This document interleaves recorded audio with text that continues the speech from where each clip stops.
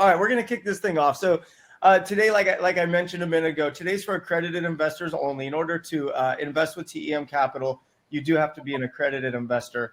And this is Encore Metro at Millenia, and we just acquired, we're in the process of purchasing this property now. It's 215 units. We acquired this building off market, so it was purchased directly from the developer. One thing to remember is developers develop, they don't manage, and they don't focus on rents. So every single one of these 215 units is under market rent at about $276 a unit. Is that right, Abby? 276? Right around then. Let's see. I think we have the slide on here that gives the exact number. Yeah. There we go. It's 268. Darn close. That was the underwriting. But what's interesting, I'm going to jump in here just for a second. What's interesting is that lease renewals are already being done. Even before us taking a position in the leasing office, lease renewals are being done at 22% above where they were last year. So yes, we targeted 268, but it looks like it's actually going to be above that. Yeah. So what does that mean, everybody? That means there's a huge opportunity. So let's talk about that opportunity. Opportunity one, it is a fantastic piece of real estate in a prime location in Orlando. So that's one. Two, we purchased it off market directly from the developer. We're paying $57,250,000 for the building. Jason, what did the appraisal come in at? 62.1 million. 62.1 million. So based on those numbers, we are already ahead of the game. Here's another thing that's very important. This is a value add play when it comes to the management. So if we take 215 units and we increase the rent by $268 a unit, well, that is a substantial increase to the NOI, or the net operating income. And what that does is that's going to increase the value of the building. So the play here is to go in, buy this beautiful building, and get the tenants up to market rent. Once that is done, the value of the building is going to increase substantially. So It's not major construction here. It's more about fixing some of the operations, right, Jason? Yeah, that's exactly right. And the big thing here is that the term value add, that gets thrown around quite a bit. Usually when we look at a value add property, we've been doing this for quite some time. We've got properties everywhere from Arizona all the way through Florida. Some of the properties that are true value add, what that means is we have to sink literal millions into these properties in order to get that value created. This is a very different situation. This thing was built in late 2021. They started doing the lease up in 2022. So this past year was all just getting it filled up, which they did successfully, over 96% occupied right now as we speak. The value add is simply raising rents to market. That's the value add. Yeah, we're putting a little bit of cash into it. We're going to pretty up some of the hallways. We're going to paint a few things. We're going to add new furniture around the pool. But this is not one of the projects like what we've seen in a lot of them that we've been involved in when we've got to spend $7 million to make it better. In this case, it's literally just bringing it up to market. So that's the value. Yeah. And tell us, you personally and Good Egg Investment, why do you guys love this deal so much? I know why. Yeah, well, if you take it against what's happening in the market right now, this is a needle in the haystack. It is literally a property that just doesn't exist anywhere else, not in this situation. So when we can find something that's this far below market, where we didn't really have to compete with a ton of other investment groups, so we're able to buy it at an appropriate dollar amount, and we've got debt that's fixed like it is at 3.8%. And by the way, I don't know if you mentioned this, it's fixed for the next 37 years. So not only do we get to take advantage of that, but when we eventually sell this thing 4 and 5 years down the road, the next buyer gets to take advantage of it as well, because it's all assumable debt guaranteed by the Fed. So it's a situation that you just can't find on the open market. We're buyers. We're out there literally every single day looking for more properties like this. We can't find it. It doesn't exist right now. There's a lot of properties that are on the market, but they've all got hair in some way. They've all got some issue. You need to put $5 million in here. You got to go get new debt at 7%. You've got to go put this. You got to fight whatever it is. We don't have to deal with any of that. We found that needle in the haystack. Yeah, and just so the audience knows, before we got to today's webinar to show you this building, there were hundreds of buildings presented and reviewed and turned down. So before we said yes, we said no to hundreds of buildings. And that is very important for you guys to understand, because this is a needle in a haystack deal. And these are the type of deals you want to get in on. And these are the type of opportunities you don't want to pass. And the most exciting thing is what Jason said. The market rates are at 6 and 7. We are assuming HUD debt at 3.8%. So again, the debt is 3.8% for 37 more years, and it's transferable to the next buyer, which creates a ton of value because the value is based off cash flow. Now, if you had 3.8 debt versus 6 or 7% debt, that is a huge difference in cash flow, and that's why this is such a great opportunity, you guys. Yeah, we feel like, I hate to use the word luck, but that's what it is. I mean, we've got lots of great connections out in the market. This one, it kind of fell in front of me. I've been doing this for quite some time, and I got a couple of calls from some very friendly folks that were connected with this developer. And before I knew it, I was knee deep in the conversation saying, gosh, we've got this great property in Orlando. Let's talk about it. And so sometimes when luck falls in front of you, you need to take advantage of it. And that's where we are. But I will tell you though, out in the market right now, it's tough to find deals that come anywhere near what this thing is. We really did find that interesting property. Yeah, and Jason, let me ask you this, because Ahmed asked a question. He was curious about the stabilized cap rate. Is it considered a great cap rate for Orlando? Detroit area investors have higher cap rates. I was actually in Detroit last week speaking with Tony Robbins. That was a ton of fun. But you are 100% right. Detroit definitely has a higher cap rate, but there's a reason why we're not investing in Detroit, going after those higher cap rates.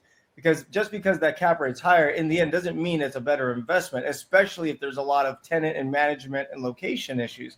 So, Jason, what are your thoughts on Ahmed's question up there? Well, cap rates are a funny thing. Cap rates, we've got to be very aware of what they mean, how they, what the implications are in most situations. So, the key that you want to look at is what the stabilized cap rate is going to be. What can you really do with this whole thing? Yeah, we're buying this at roughly a 4% cap rate. That's still a really strong cap rate. That's a healthy cap rate. Would we like it to be 5 or 6 or 7%? You bet. That cap rate, just so everybody knows, what the cap rate means is that if you bought this thing all cash, that's the return that you would get, all cash. Nobody's going to buy a $60 million property all cash. But if you did, that would be the cap. That would be the cash flow. As long as your debt has a rate, an interest rate that's below the cap rate, that's a good starting point. What we're seeing out in the market these days is the reverse. You'll see somebody buying a property at a 4.5% cap rate, then they go get debt at 6%. Let me tell you, the math doesn't work on that. There's no way to make that actually pencil out in some way. It's going to take you 4 years to even get an ounce of cash flow on that. In this case, we're able to show mathematically cash flow from day one. So we're in a great position there. Now, stabilized cap rate, that's the most important thing. What are we going to do here? Over the first 12 months, as we renew leases, as we bring new people in at either close to or at market rates, the stabilized cap rate is going to be over 6. So now the spread gets even further, where we've got a cap rate that's approaching 5.5, 5.75, 6%, and even over, and we're still going to have that fixed interest rate at 3.8%.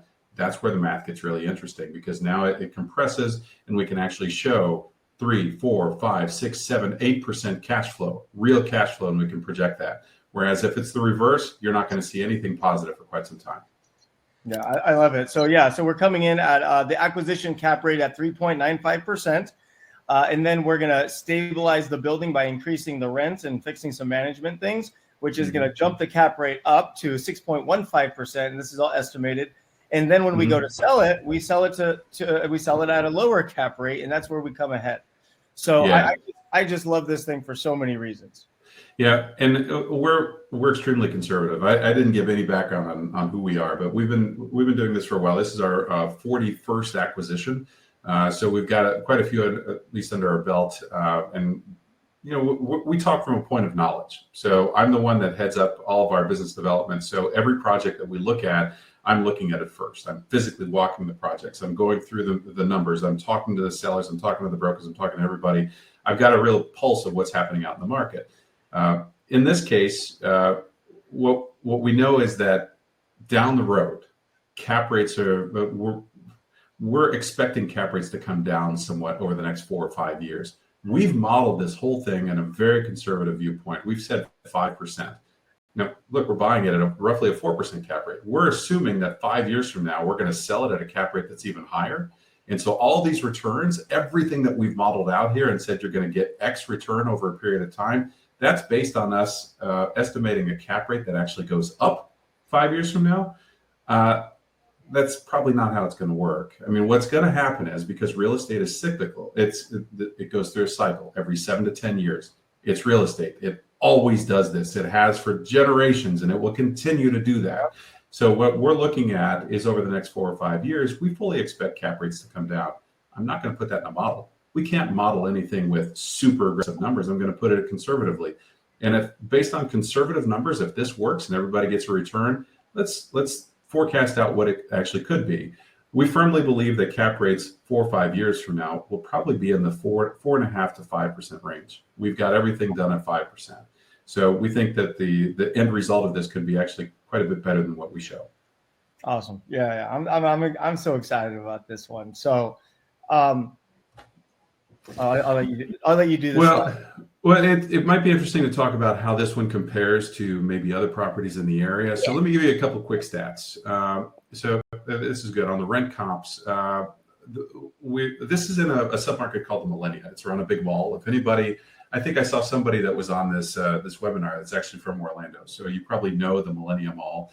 In the greater Millenia submarket, there's a lot of money there. It's a great place to be. I mean, there's growth. We show continued growth, not just in population, but in jobs. And there's no forecast of it going down. By the way, all the news that we're hearing that Disney's going to move from Florida, I don't know if that's reality, but it's all over the news that there's some kind of weird infighting in the state of Florida. So we'll see what happens there. I think Disney's there to stay. But in this Millenia submarket, there's huge growth, projected growth over the next 5 to 7 years. So we're playing on that. Now, again, we're more of a conservative nature, so we estimate growth in the range of about 3% per year. This market shows projected growth of 6 to 8% per year. So fine, let's go with those projections. We choose to be more conservative. In this area, there's some other rent comps that we should look at. There's one in particular called Altair. That's kind of the top of the market. Their rental rates are stratospheric, and they get them fully occupied. Well, 96, 97%. They're much higher than what we're charging at Encore. So we do that purposely. We don't want to be at the top of the market. We also don't want to be at the bottom of the market. We want to fit right in the middle. So we want to give ourselves growth potential without really having to struggle. We don't want to compete with Altair. We're not going to compete with Altair. It's an A+ property. They've got more amenities than what we have. Although we've got a long list of amenities, Altair's nicer. Cool. We want to be just below that. So that gives us the expanse.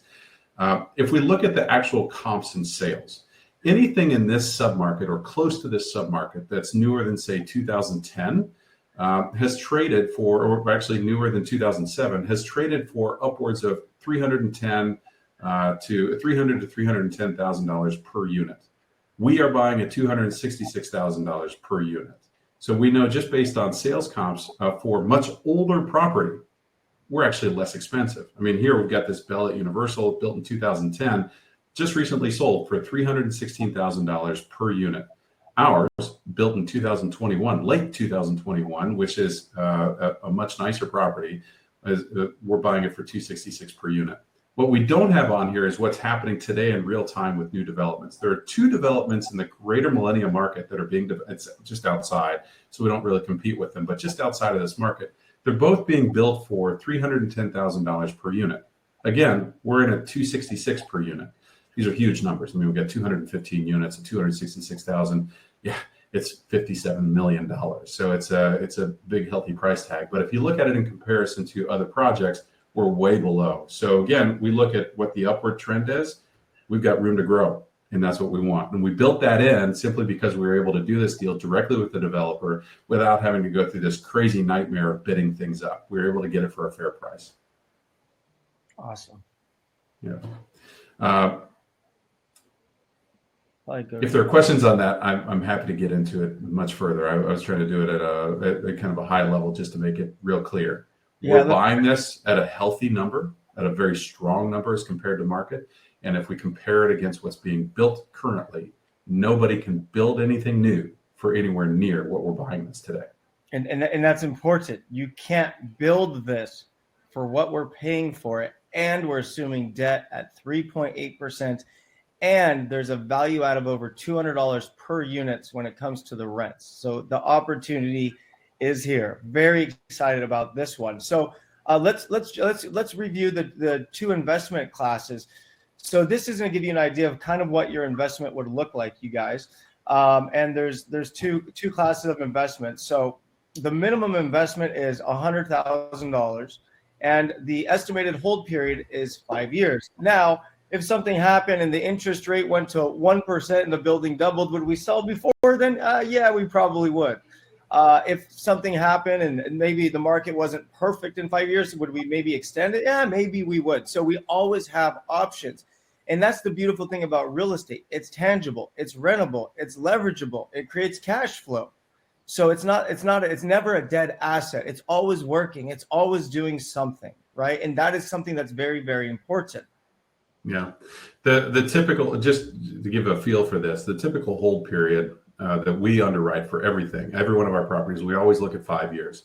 But we tell folks it could be 7, could be 3.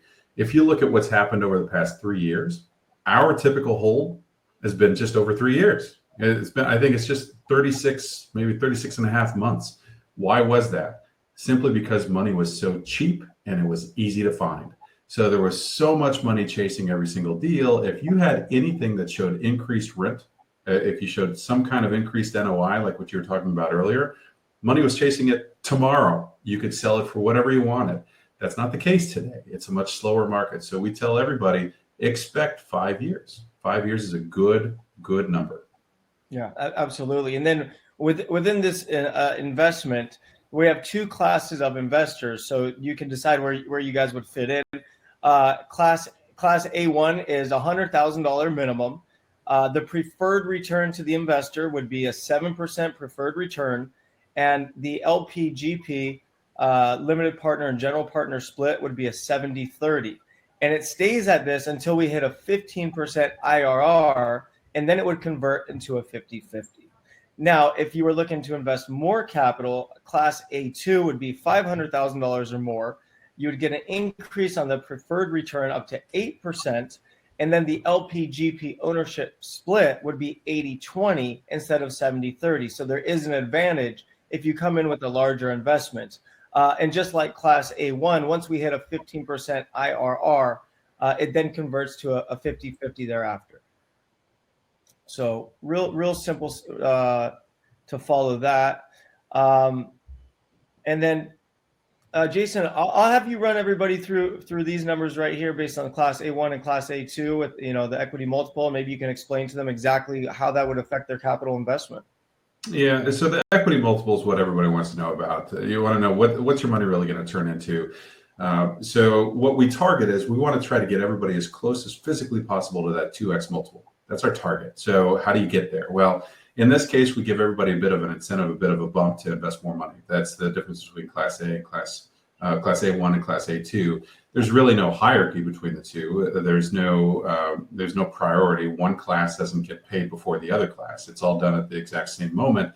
The only difference is the return that you get on every dollar that you invest while it's working out there. That's the preferred return. And then on top of that, you get a fairly more generous split, but if you invest more money. So that's the big difference. So if you just do the math of it, those folks that are investing a little bit more money in A2 have the opportunity to get a bigger return, overall return on their equity. But we have to remember this equity multiple. Again, that's the nominal dollars. That's you invest $100,000. What's it going to become over a 5-year period? If that $100,000 is worth $200,000 at the end of 5 years, that's your 2x multiple. That's how the whole thing's calculated. And the equity multiple incorporates every ounce of return. So it's any cash distributions that you get during the hold period. It incorporates the return of capital, and then it incorporates all the profits on top of that. So the equity multiple is an all-inclusive number, and in many cases, it's also called the total return. Pretty simple, right? All distributions are done on a quarterly basis. It's important to note that if you go back on that profit split, let's look at Class A2. It's an 80-20. That's 80% of the profits that go back to the LPs. That's all of you that invest. You get 80% of the profits. We, as the general partnership, take the smaller piece of that. So it's important to know that the LPs are taken care of first before the ownership group, the general partner. LPs are critical to a deal like this. All of you get paid. You're in priority in front of all of us. We end up making all of our money on the back end once this thing truly increases in value. That's a big piece. Yeah, absolutely. The investors always come first, the limited partner. So in a perfect world, I guess if someone were to put $100,000 in today, the goal would be to return roughly 200,000. And if in 5 years from now, and if someone put $500,000 in today, the goal would be to return $1 million roughly 5 years from now. That's exactly right. And Abby put this whole thing together. This is great. This kind of gives you a feel. Remember all the numbers that we play with, and we've done all this underwriting together. So I just want to reiterate this. So everything that we do is conservative. This is all based on a 5% exit cap rate, a terminal cap rate of 5%. We're going in at cap rates that are much lower than that today. We know that the stabilized cap rate is going to be up over 6. That'll be within the first year. So we're great there. But we're trying to show the worst case scenario here. If in 5 years we sell this thing at a 5% cap rate, what does this turn into? $100,000 investment is going to get darn close to that 2x. But even at a 5% cap rate, turns into an equity multiple of 1.83. That's great. That means your $100,000, even if we only sell it for a 5% cap rate, let's imagine that is exactly what happens. You're going to make $83,000 on top of your $100,000 investment. Not so shabby. This kind of shows the progression over the next 5 years, what you could expect. There will be cash flow year over year over year. And remember, distributions are going to be paid on a quarterly basis. Distributions are always paid out. The cash distributions are paid out based on the actual cash flow from these assets. It's not based on some fixed number. You're going to have your preferred return, which is going to be that 7 or 8%. Great, but some of that might actually be accrued and paid out as cash flow increases over the first couple of years. So what we're showing here is in the first year, expected cash flow is right around 4%. It escalates to over 8% per year, getting into year 5. So that's what you can expect in real cash distributions in your pocket during the whole period.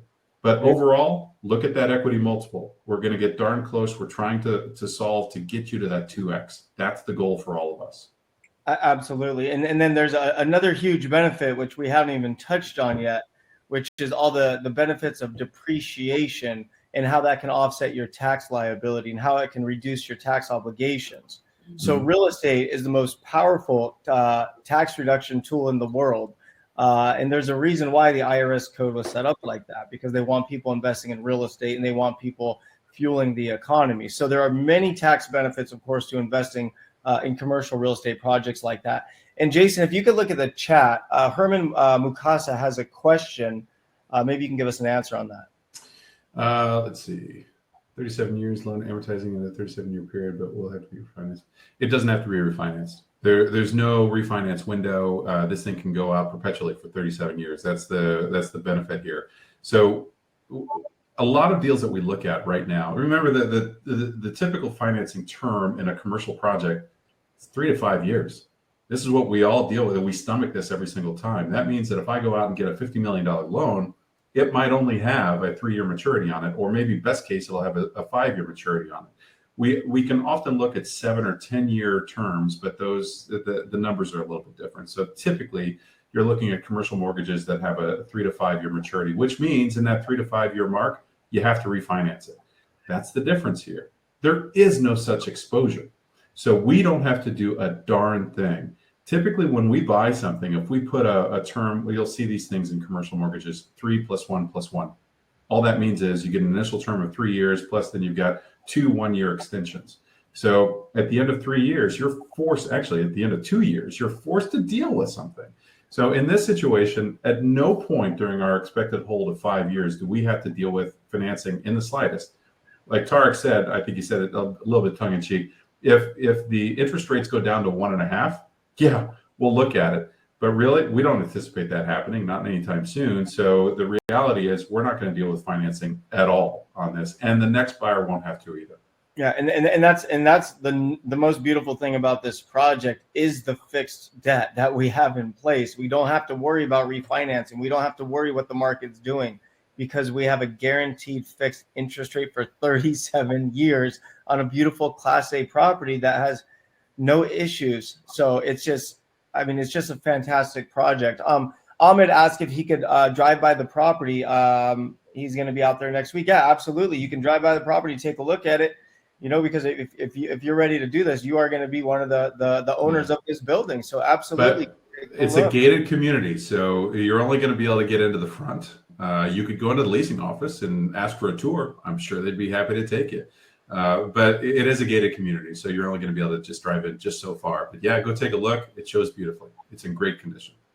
Awesome. And by the way, the full name, if you look it up, you can put it in Google. It's Encore Metro at Millenia. Very easy to find. It shows up on every map. Right. And then for everybody that was interested in a larger investment, here's the rough breakdown for Class A2 returns for someone to put in 500,000 or more. So yeah, and this one, it's the same thing that we were talking about before. This one, if I were to take that exit cap down by 10 basis points, meaning I take it down to 4.9, the equity multiple is immediately over 2x. So it doesn't take much movement on a deal of this size with market cap rates to affect a large return for the investors. So again, what we're trying to do here is solve for an overall return to the investors, to the limited partners, of 2x. That's always our goal. We're trying to be very conservative on what the projections look like, but if we can get anywhere near that, that's a great return. Absolutely. So, let's just talk a little bit, because obviously we talked about this amazing property and all the reasons why we love this property. And earlier you had hit on the background a little bit. So something that's very important for anybody is they want to know, like, who are they dealing with when they're investing their hard-earned money?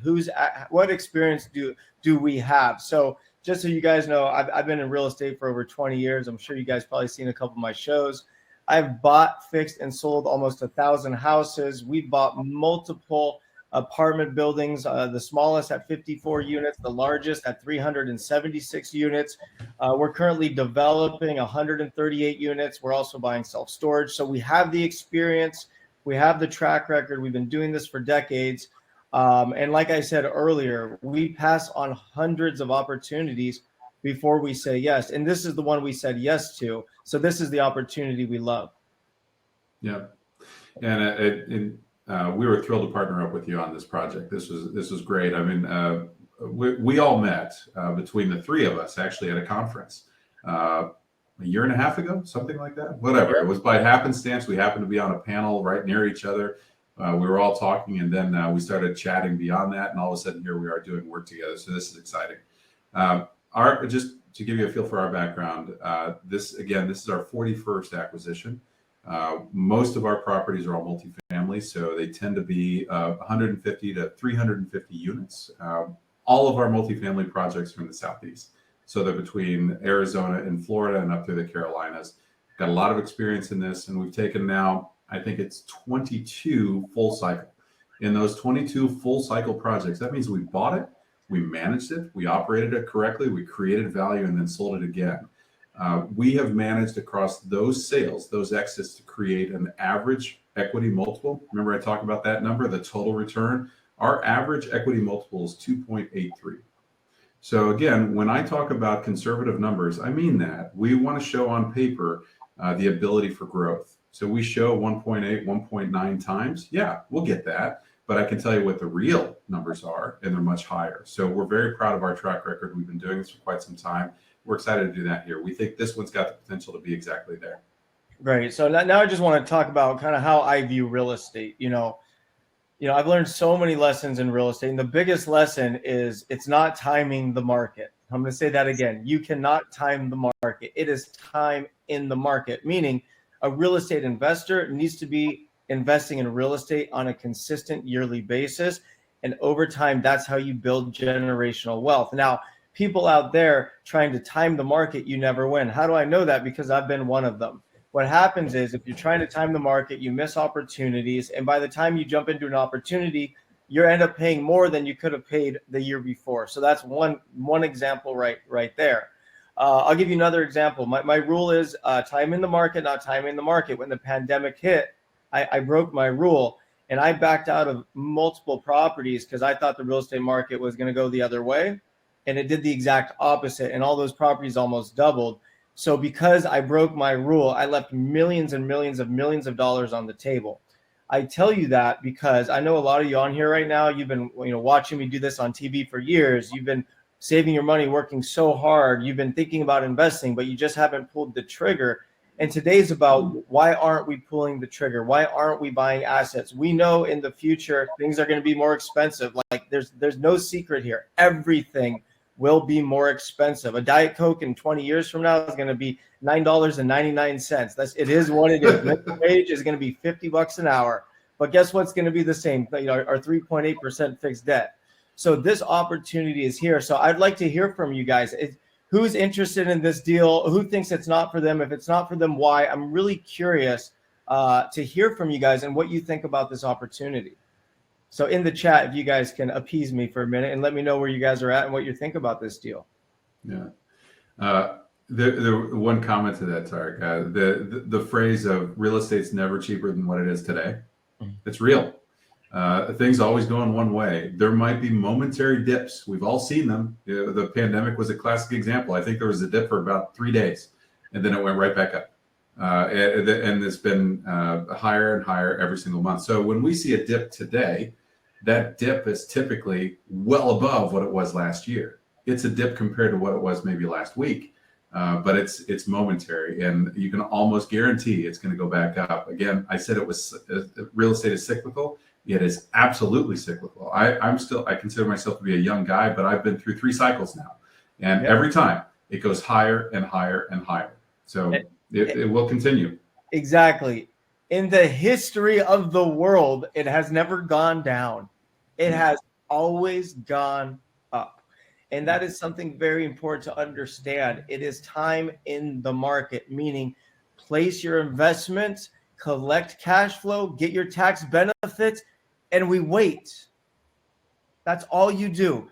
Place your investment, get your cash flow, get your tax benefits, and wait. Because no matter what, in the future, it always goes up. Yeah. Well, nobody had any questions for me, so it sounds like everybody's investing $1 million each. So I don't think we have to say anything more. I think we're done. Think we need more investors. It looks like we have everybody right here. Like this, I think Ahmed's going to write us a check for $57,250,000. Yeah. Or maybe Samir Assad, you're right. Definitely hesitated to pull the trigger. Me too. I did, and I'm not hesitating. Just so you guys know. Listen, I'm a house flipper. That's how I started flipping houses. Okay. I learned very early on, 2015. I was making a lot of money. I owed millions in dollars in taxes. I went and met with my CPA, and I couldn't believe how much money I owed. And I said, "You're kidding me? You're telling me people pay this kind of money?" And he said, "No." I was like, "What do you mean no?" He's like, "Well, no, they don't." I said, "What do they do?" He's like, "Buy real estate." I was like, well, I buy real estate." He's like, "No, you buy and sell real estate. They buy real estate." So bottom line is this: the number one way for anybody to build wealth today is going to be through real estate. It's been proven over and over and over again. There's no secret here. And it's this little voice in our head that prevents us from taking action because of fear. But let's talk about the fear. Like, we got to stop passing on opportunities. We got to stop thinking about doing something. And for you guys that have been sitting on the sidelines, like, this is the deal. It's time to take action. Collect that cash flow. Get those tax benefits. Get that future appreciation. Your future self is going to thank you. And these are just such important things. But and listen, I've learned all these lessons myself. I have learned all these lessons myself. And if I could go back, I'd just tell all of you, I would have started buying and holding real estate a long time ago, because my first 10 years in the business, I didn't do it. And I didn't do it because I was scared. I got into the real estate game in 2002, 2003. The reason, Jason, I didn't buy any real estate is because the prices kept going up. Every month they were getting higher. And I was like, well, I'm not going to pay more. I'm not going to be the dummy. And guess what happened? They more than doubled while I was sitting on the sideline. Yeah. So, it's time to get off the sideline. So if anyone's on right now, you guys have been thinking about real estate, watching webinars, going on the internet, watching the news, watching these shows, but you haven't invested yet, it is time to get in the game, because this is an incredible opportunity. We passed on hundreds of deals before we got this one. We have in place fixed debt at 3.8% for 37 years. You have a professional team with extensive experience in managing the project. So I would love to partner with you guys, is what I'm saying. Yeah.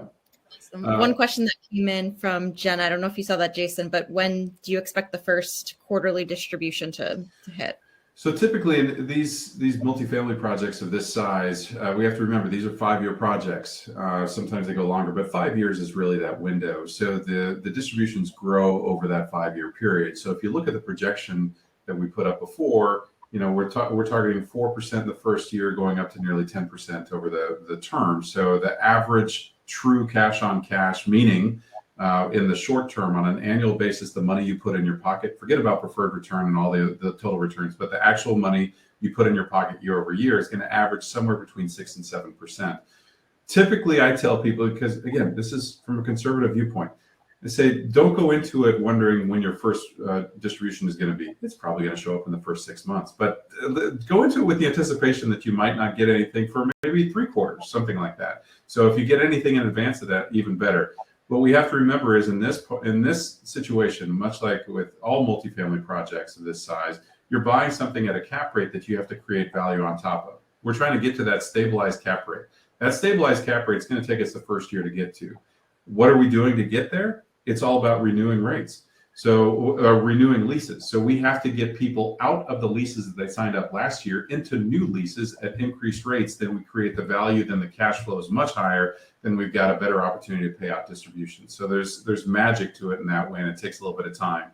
I wish we could just take all 215 units when we first buy it and just cast everybody away and start over. It doesn't happen like that, folks. It just doesn't. And I can tell you, if we were in there trying to upgrade units, if I told you, hey, 100 of these units have to be completely upgraded with new countertops, with new cabinetry, with new bathrooms and the whole thing, that takes 2 years sometimes. In this case, we don't have to wait that long because all we're doing is renewing leases.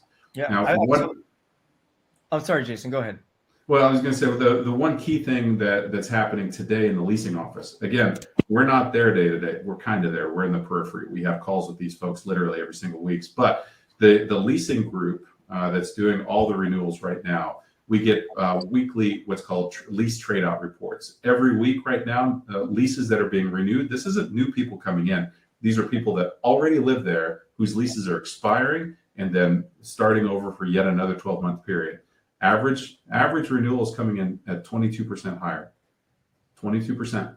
We have done nothing. We've done nothing. We haven't added value. All we're doing is renewing and coming closer to market. So just based on that, the cash flow is going to start pretty quickly. Awesome. And then, so we're going to be sending out a copy of today's presentation. So if you guys wanted to review it again, let me just see if there's any more comments here. There's one about timing. We should probably talk about that. Sure, So part of the whole process here is we're assuming the current debt. That's the big win here. That debt had to be assumed. There's a whole legal process that we had to go through for that. We're just coming to the end of that. So the real timing is probably going to be right at the end of May, or beginning of June when we're actually closing. So I'm telling everybody at this point, get your arms around by the end of May, get cash in. Get cash in sooner than later because we are at the point where we're getting ready for close. I've got my entire acquisitions team going through all the closing documents now. It's going to happen fairly quickly. So we're in that last month. Yeah. So we're at the end of the raise. We got a couple more weeks to go, and this is one of our last webinars here. But we've had obviously a ton of excitement. The raise is almost done. Investors who have already invested with us within seconds, they said yes because they knew the opportunity. So, I hope you guys join us with this property. I'm just so excited about it. And then one last thing, when anyone invests with us into any of our projects, you become a part of our community at TEM Capital. And once you become a part of our community, you would be invited to exclusive webinars, trainings, meeting with CPAs. We do yacht parties with me and my wife, Heather, and Abby, of course. And then this September, we're going to be going down to Cabo San Lucas, Mexico with all of our investors. So if anybody likes Mexico and they want to come hang out for a couple of days, here's your chance right now. So Abby, what's next steps for everybody to get started and get invested? Yeah, so everyone should see on the right-hand side of the screen where it says invest with us now. That'll take you to a landing page where you can enter in your contact info, and we're going to send you an invitation to our investor portal. That's where you can find this presentation that we went through today, as well as all of the legal documents, the PPM, the operating agreement, the subscription agreement. Those are the documents that you would sign when you move forward with your investment. Through the portal, it'll also take you right to parallel markets for investor accreditation verification. So everything is kind of a one-stop shop right within the investor portal. But you also will see my contact info in the follow-up email with the recording of this webinar. So definitely let me know if you have any questions or if you'd like to book a call to discuss the opportunity further. All right. Well, this was a lot of fun. Jason, thank you so much.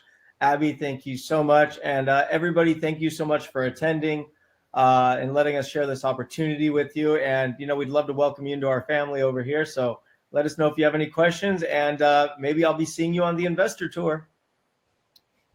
Bye, See you, everyone. Bye.